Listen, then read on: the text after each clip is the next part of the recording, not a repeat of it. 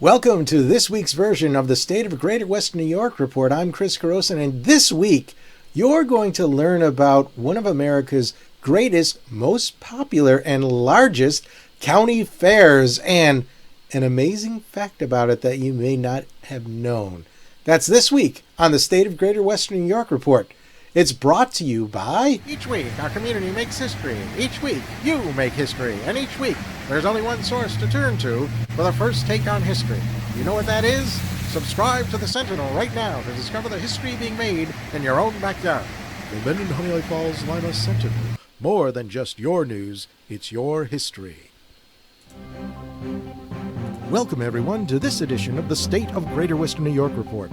Join us each episode as we discuss fantastic topics ranging from history to science to the strange and the wonderful, as well as the treasured spirit with which our region has infused America.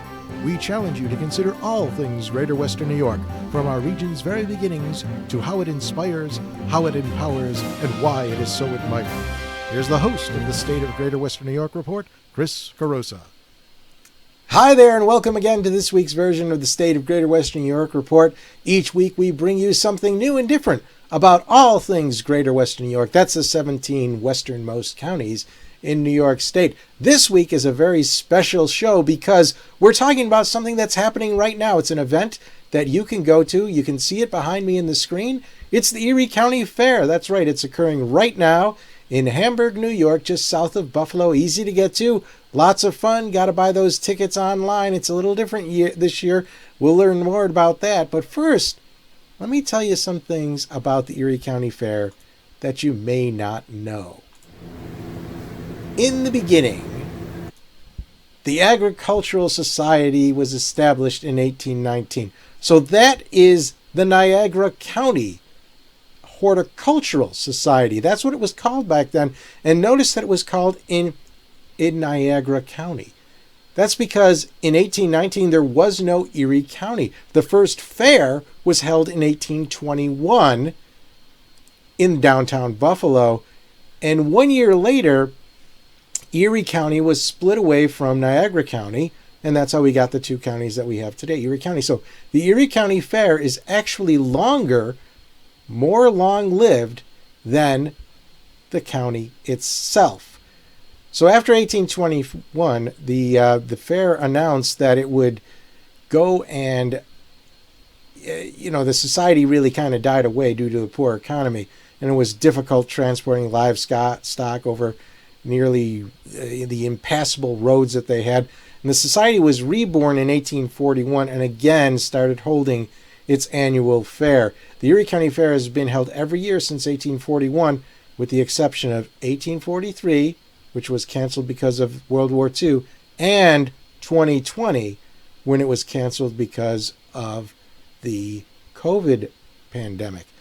Now, one of the things that you should know is that Erie County Fair really was a movable fair at first. Buffalo was getting too big and the fair was getting too big, so it had to move out to the surrounding towns, and it went through a lot of different locations. Aurora, Lancaster, East Hamburg, which is now Orchard Park, West Seneca, Springville. This is all from 1851 to 1867. Finally, in 1868, the society moved to the current Hamburg location, and it's remained there ever since. In fact, originally, the Hamburg location for the fair was only 12 acres, but over the years, the fairgrounds have grown to cover 275 acres, with the Agricultural Society buying the land that the fair was on, and it really became an installation that was very much permanent from that point on. One of the interesting things to note is that the gate that we have here is actually the most famous gate is the Mckinley Gate, and that's the one that is located obviously on McKinley Road. That's the one that has this very famous wrought iron gate thing, and it's very attractive, and it's something when you go to the fair, you usually don't go in that gate because McKinley Road is so difficult an access road, but you pass by it a lot as you go to the other gates.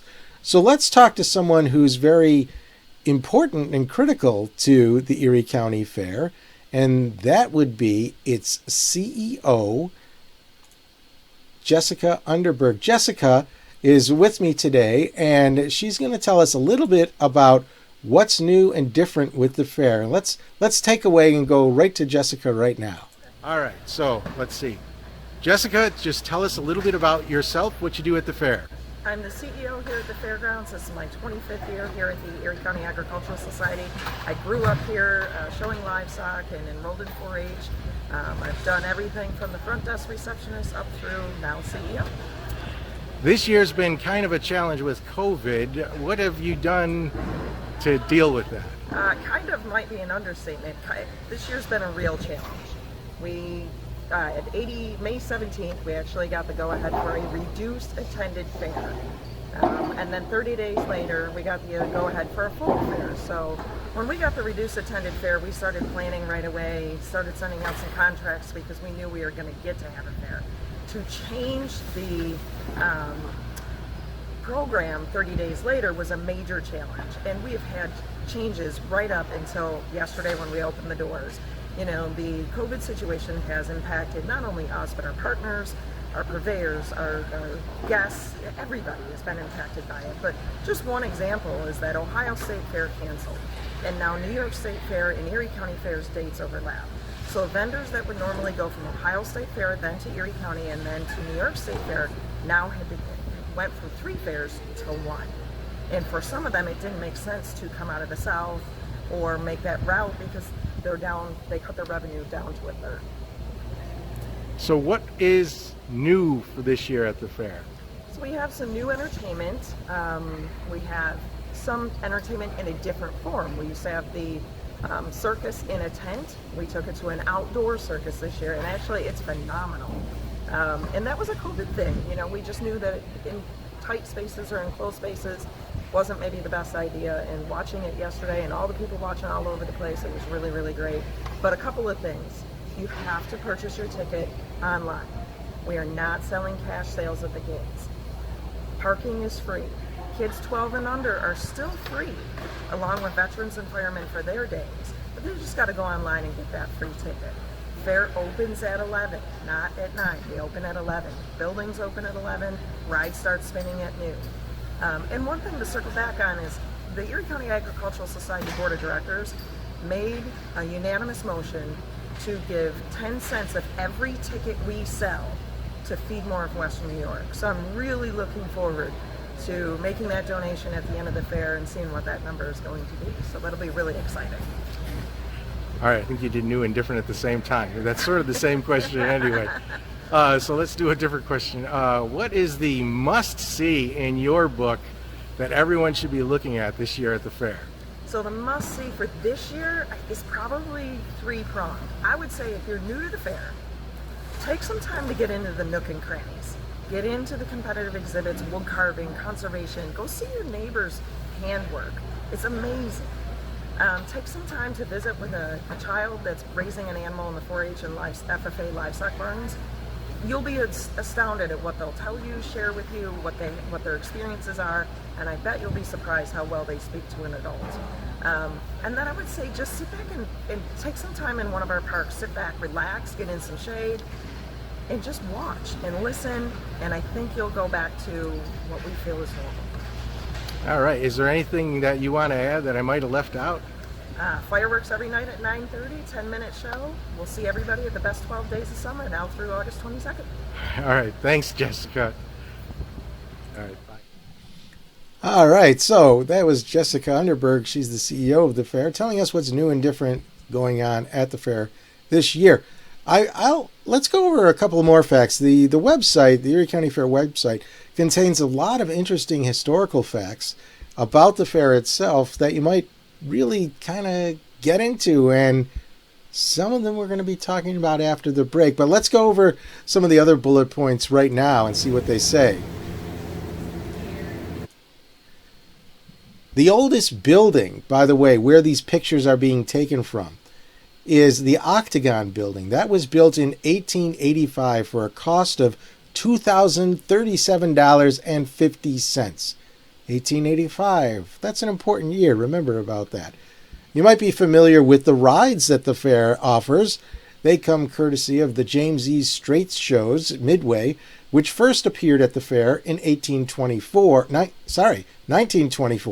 and still arrives at the fair each year. Now, it used to be by railhead, but now this year it came by truck. We don't know if they're going to go back or that. The fair owns an original San Francisco cable car, Sacramento Clay Cable Car number 17, which was constructed in 1883. 1883, by the way, is where this particular poster came from. That's the bottom of the poster. That's when the 1883 affair occurred. Here's what it looked like on the top. So 1883 is when that cable car came from, and it was retired. The retired car was fitted on a bus frame and purchased by the Erie County Fair. Legend has it that after the cable car was fitted on a bus chassis and purchased by the fair, West Seneca's Norman Dust and wife Lorraine drove the cable car 2,500 miles to the fairgrounds. Along the way, the Dusts encountered all types of weather, including a snowstorm in the Rocky Mountains. Let's go back to this picture here. This is that 40-foot span main gate on McKinley Parkway. That was built in 1930 to allow 4 automobiles to enter the fairgrounds all together, all abreast there. The historical building which is located on the fairgrounds, was formally dedicated by Linda Bird Johnson, the daughter of President Lyndon B. Johnson. The Agricultural and Grange building was opened 5 days later, and somebody will be appearing there Saturday signing his books for all those willing people who are going to be showing up. The Erie County Fair became the country's largest county fair for the first time in 1970 with an attendance of 600,960 people. It is currently the nation's 3rd largest county fair and normally gets more than a million people a year. The Event Center, which was formerly known as the International Agri Center, was completed in 1990, and the center is 75,000 square feet and costs $4.5 million. Compare that to the $2,000 in the Octagon building. By the way, the record attendance was set in 2019 at more than 1.2 million. And the Erie County Fair is not affiliated, by the way, with any government agency and does not receive any government funding. It's really a nonprofit agency, the Agricultural Society, and they are eligible to apply for grants. So that's what we have on the bullet points, fun facts of the Erie County Fair. So let's go back to something that's probably a little bit more interesting right after this message. Through the mists of time, nature and man have both created and buried treasures beyond the imagination. With the ages, these riches slowly dissolve into mere myths until they are forever forgotten. But there are those brave souls who tirelessly cling to the truth, ever seeking to discover the undiscovered, to reveal what has always been there, to uncover the hidden gems of a land thought forsaken but loved by millions.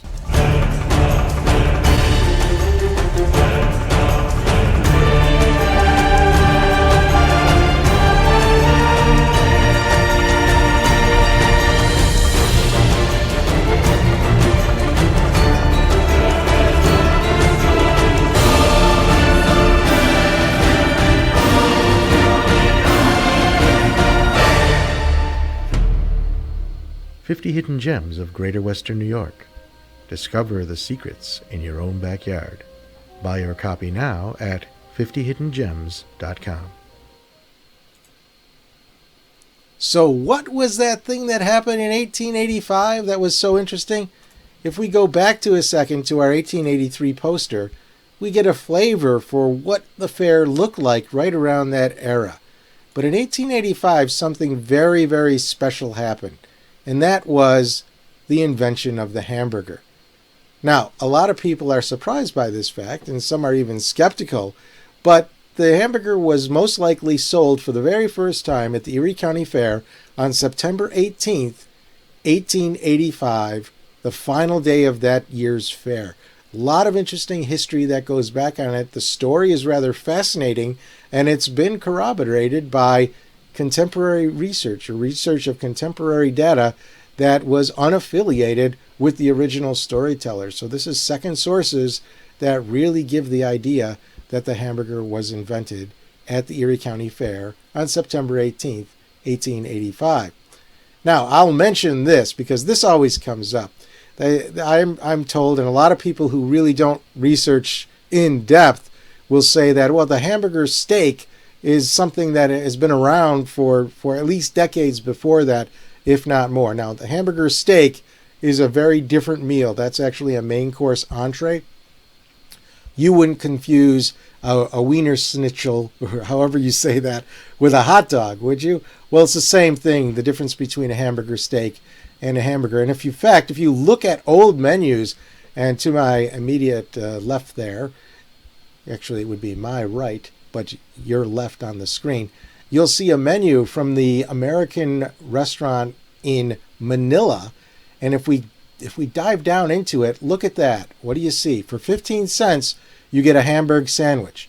For 35 cents, you get a Hamburg steak. So they're two separate items, two different items on the menu. They're really not the same thing. And that's what confuses a lot of people. So the Hamburg sandwich is a totally different type of meal. And as far as we can tell, as far as the research indicates, the very first hamburger was sold on September 18th, 1885 at the Erie County Fair. Now, with that, I want to introduce someone that you may be familiar with if you watched the show earlier, and that's John Mencius. John is with me today. Again, he made a special visit this morning to the Erie County Fair, and I recorded this for you to see, and he's got a special guest with him that we'll hear from in a second, too. So, John, let's get right to the questions. So, John, good morning. How are you doing today? Doing marvelous on this wonderful day. All right. So you made it here to the Erie County Fair, back where it all started. What were your first feelings the first time you came to the fair? First time I came to this fair, knowing that my great-grandfather was here in 1885, it was just like touching reality. It all came back home. And knowing that my great-grandfather was part of this structure that we're in today, and somewhere near the grandstands and out here in the Hamburg, seeing the displays, it's just overwhelming. How was the reception that you received from the people at the Erie County Fair? The Erie County Fair people treated me almost as if we were royalty. But, they're very kind to us. They were excited to show us the displays that they've done on our great-grandfather, and they're really happy to hear that real family members have come back to see what was been done. So you are the third generation in your family to be in this business. Who's that behind you? Well, that's my grandson, Connor. He's now the fifth generation. Hello. Hi, Connor. What were your thoughts when you must have been really little when you first heard of the story of the hamburger. What were your thoughts? And what were your friends thinking when they found out about it? Well, when I first found out about it, there was a lot of things going through my head. I was thinking, wow, we really did this? This is what we did? And it was just really mind-blowing to me. And when I told my friends, they were all, oh, no, you didn't. The internet says otherwise. So I thought to myself, that's what the internet says. But face the facts. Face the facts. So how did you present the facts to them? I presented the facts to them when you wrote your book. I showed them the book, and they're like, "Oh, okay."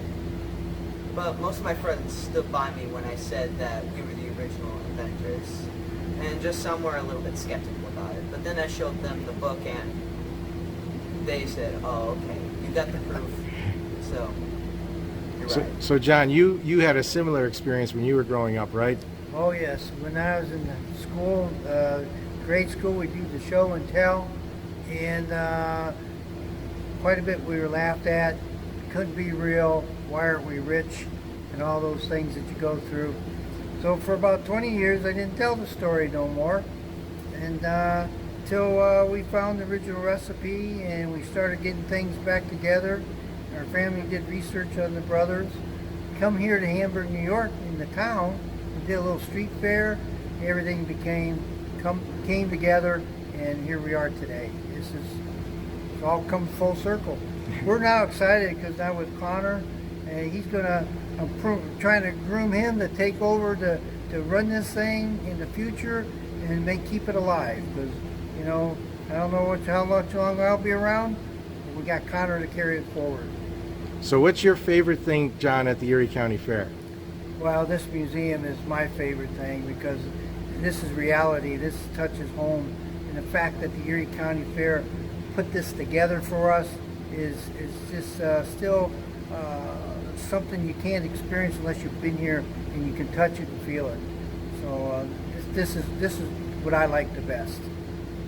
Connor, how about you? What's your favorite thing at the Erie County Fair? Well, I guess I have to say something similar to you because I kind of share the same thing. It's surprising to me that I'm seeing all this stuff that Frank and Charles Menches grew up with. It's very, very surprising to me. I love that they made all this. So I'd say the same thing. All right. Well, thank you both for being on today's show. We'll be looking forward. Good. Thank you.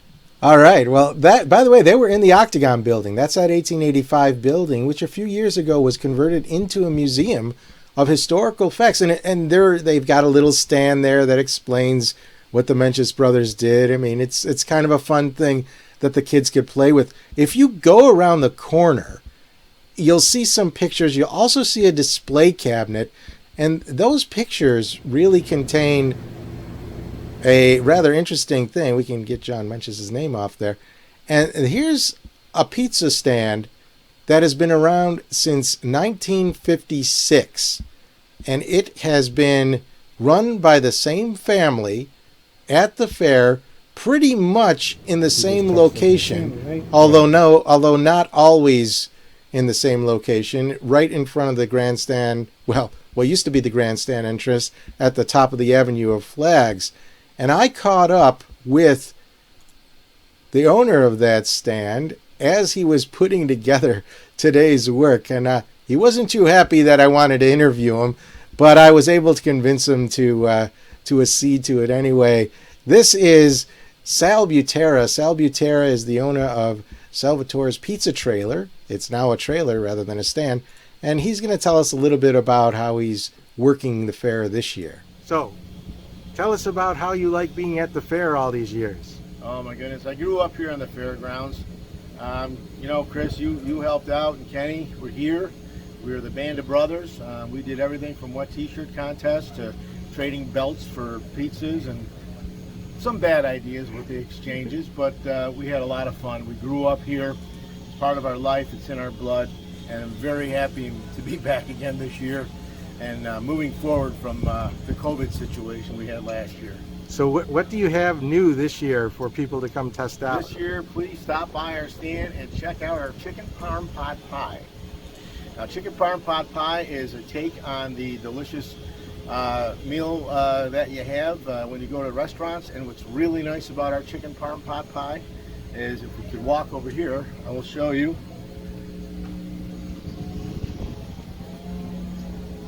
We have everything you need to make it, including a fresh frozen pasta. And over here, we even have a recipe for you. If you can tighten the shot up. There it is.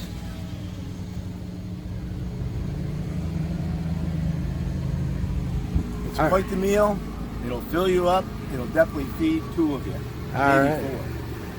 Any final words you want to leave the audience? Come on out to the fair. It's a beautiful fairgrounds. We're all excited and happy to be back. And looking forward to seeing all of our customers again. All right. Thanks a lot. Thank you. Bye now. All right, and thank you for listening to this week's version of the State of Greater Western New York Report. I want to remind you that normally we talk to our guests live on the air, and you can ask them questions. So if you have a question, or if you're interested in asking our members, our guests, questions, then feel free to go to this website right here, stateof.greaterwesternnewyork.com, and you can enter in your name and address, email address that is, so you can get the private invite that will allow you to watch this live as it occurs every Thursday at noon. It's a half-hour show. That's all it takes during lunch on Thursday. It's a lot of fun. We have guests from all walks of life, whether it's entertainment or leisure or history, science, politics, government, business. All types of people come on this show, and you can ask them any question that you'd like.